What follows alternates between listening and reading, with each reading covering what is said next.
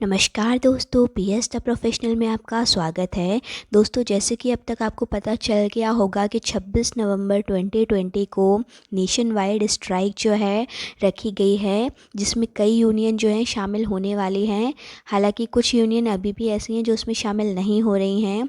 तो आखिर ये स्ट्राइक क्यों रखी जा रही है, क्यों इसे इतना जो है नेशन वाइड बनाया गया है, तो इसके बारे में आपको बता दूं कि जो अपनी आरबीआई है उन्होंने डिसीजन लिया है कॉरपोरेट हाउसेस को जो है बैंकिंग लाइसेंस देने का। तो उसी का अपोज़ ये किया जा रहा है, उसी के अपोज़ में ये स्ट्राइक रखी जा रही है। मेन इसका जो रीज़न है वो यही है।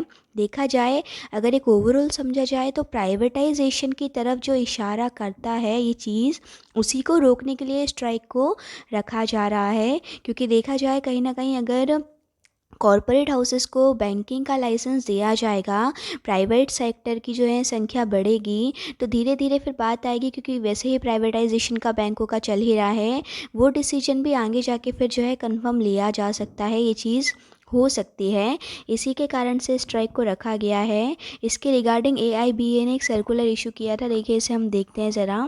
AIBA oppose RBI proposal to give banking license to corporate house. Borrower should not become the lender.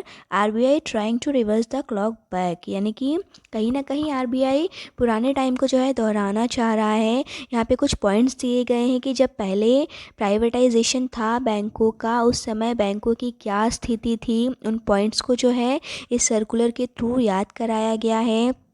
Nationalisation के लिए कितना स्ट्रगल एआईबीई ने किया उसके बाद, और काफ़ी सारे लोगों ने। तो ये सारी चीज़ें इसमें उन्होंने जो है बताई है, क्या क्या है पॉइंट्स। कुछ कुछ आप यहाँ देखिए, पास से इसको रीड कर सकते हैं। कुछ एक दो पॉइंट जो है हम रीड करके इसमें देखेंगे।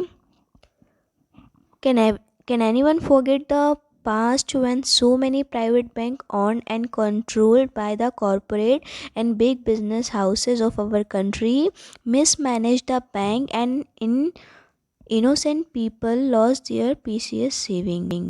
मीन्स ओवरऑल इन्होंने ये दर्शाने की कोशिश की है कि जब बैंक प्राइवेट सेक्टर थे, यानी कि उनका प्राइवेटाइजेशन था, उस समय बैंक काफ़ी मिसमैनेज चल रहे थे, कोई भी उनका जो है प्रॉपर कंट्रोलिंग नहीं थी।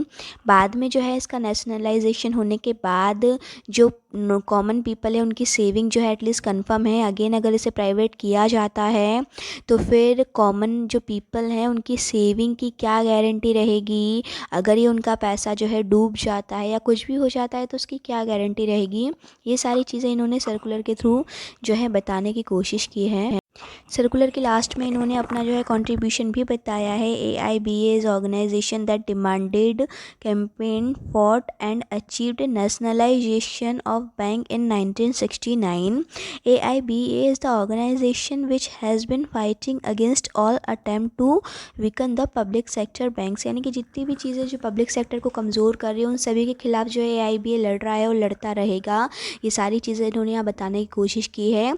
आप स्ट्राइक के बारे में क्या सोचते हैं, कमेंट करके ज़रूर बताइएगा कि क्या ये सही है।